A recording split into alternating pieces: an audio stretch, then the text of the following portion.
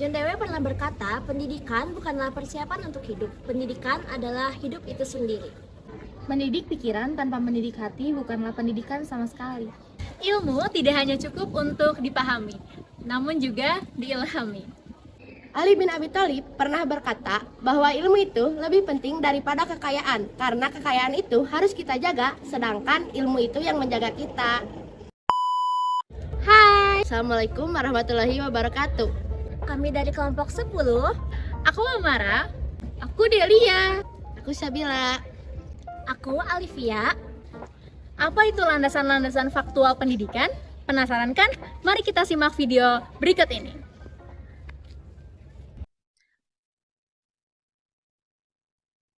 Landasan faktual pendidikan. Yang melatar belakangi landasan faktual pendidikan. Menurut S.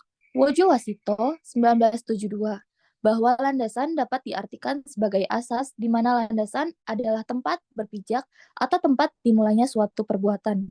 Dalam bahasa Inggris, landasan adalah foundation, di mana foundation merupakan bagian terpenting untuk mengawali sesuatu.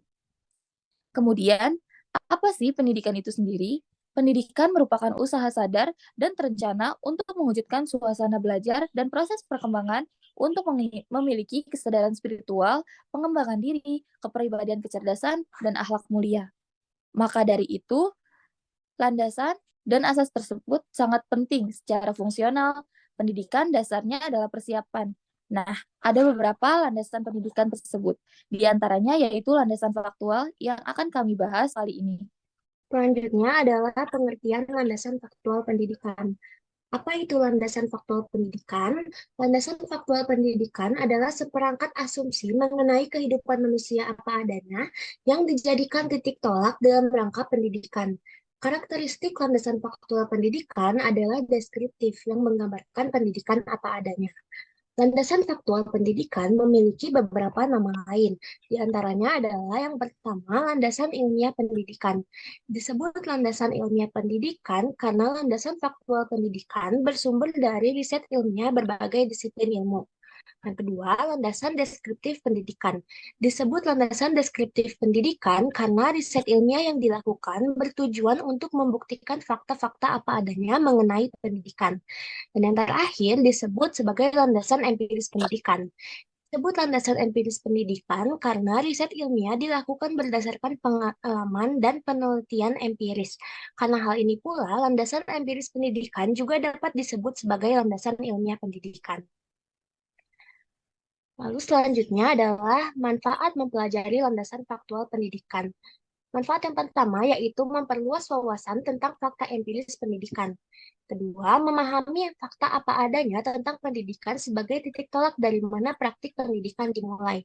Yang ketiga, menghindari terjadinya kesalahan dalam praktik pendidikan dan atau studi pendidikan. Berikutnya, ada jenis-jenis landasan faktual pendidikan. Ada 8 jenis ya, teman-teman. Bisa kalian lihat pada gambar. Untuk implikasinya, yang pertama yaitu ada landasan biologis pendidikan.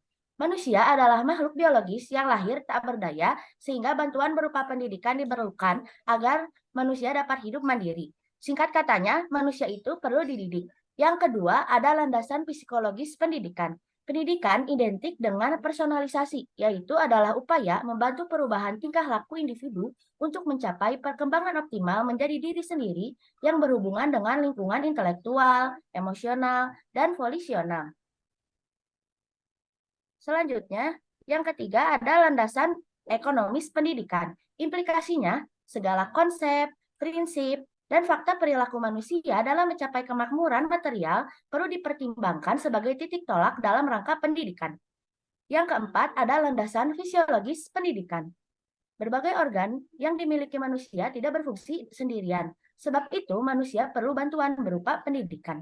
Yang kelima ada landasan sosiologis pendidikan. Implikasinya, pendidikan dapat membantu proses generasi muda agar mampu menjadi anggota masyarakat yang diharapkan. Selanjutnya, yang keenam, ada landasan antropologis pendidikan.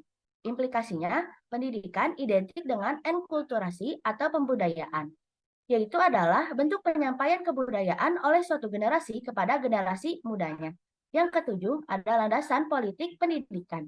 Implikasinya terjadi proses sivilisasi, yaitu upaya menyiapkan warga negara yang sesuai dengan aspirasi bangsa dan negara. Lalu yang terakhir ada landasan historis pendidikan. Implikasinya, warisan sosial dari konsep pendidikan pada masa lampau dapat dijadikan sebagai pedoman dalam rangka studi dan praktik pendidikan. Adapun terkait tantangan penerapan landasan faktual, yang pertama ada perbedaan latar belakang individu yang berasal dari budaya dan kepercayaan, di mana budaya dan kepercayaan ini tentunya sangat mempengaruhi bagaimana individu itu bisa berperilaku. Nah, ini juga memberikan gambaran bahwa pandangan dari setiap masyarakat ini terhadap pendidikan tidak sepenuhnya berpikir yang sama, bahwa pendidikan menjadi tolak awal perubahan. Selain itu, tantangan lainnya adalah referensi pemilihan jenis praktik pendidikan dari setiap individu itu berbeda, yang dipengaruhi tentunya cara adaptasi atau penyesuaian diri setiap individu. Hal ini menjadikan praktik pendidikan di masyarakat sangat beragam, sehingga landasan faktual menjadi hal yang sangat dasar dan membantu bagaimana penerapan landasan ini menjadi sesuatu yang sangat bijak dan baik. Jika tadi disampaikan bahwa bagaimana landasan faktual pendidikan ini menjadi sesuatu hal yang penting bagi pendidikan, maka mari kita sama-sama menyimak video mengapa pendidikan itu sangat penting dan apa alasannya. Mari kita simak video berikut ini. Kenapa sih pendidikan itu penting?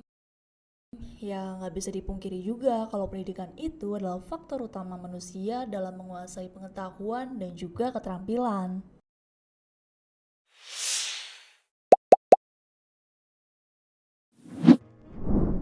Well, masih banyak banget nih yang beranggapan kalau sekolah, kuliah, itu cuma untuk formalitas, cuma untuk dapat gelar. Tapi semua ilmu yang diberikan terkesan kaku, apalagi peraturan yang terkesan mengekang.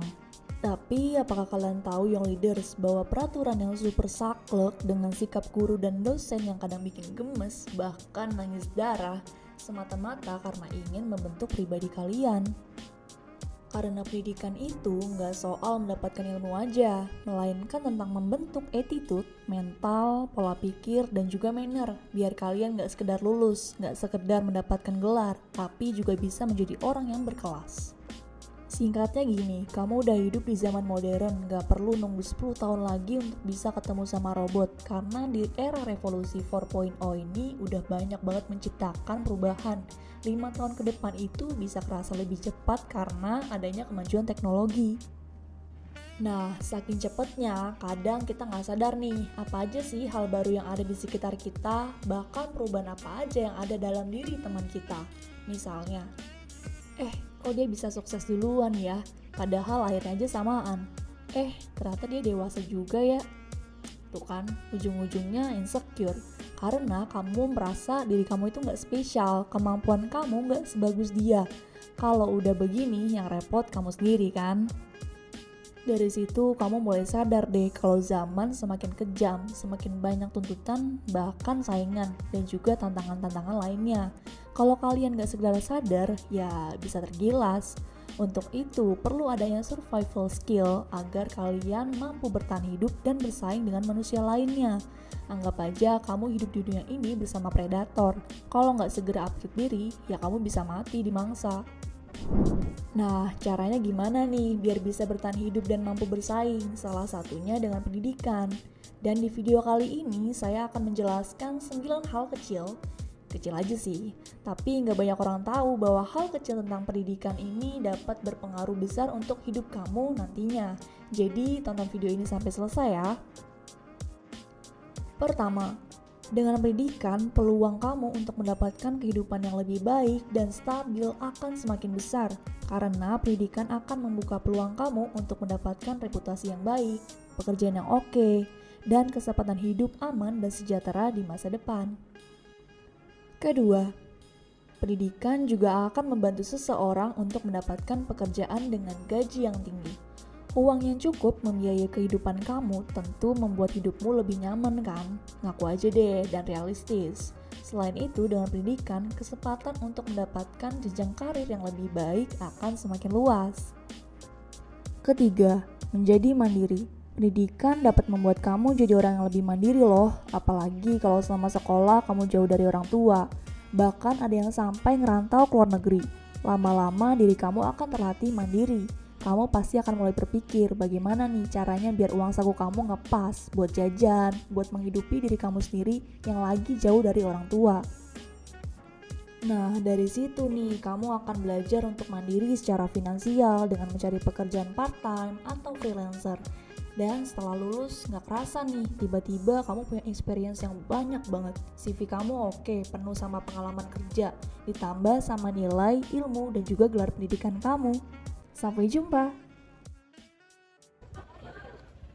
Jadi, apa pendapatmu terkait landasan-landasan faktual pendidikan yang telah disampaikan? Terima kasih atas perhatiannya. Wassalamualaikum warahmatullahi wabarakatuh.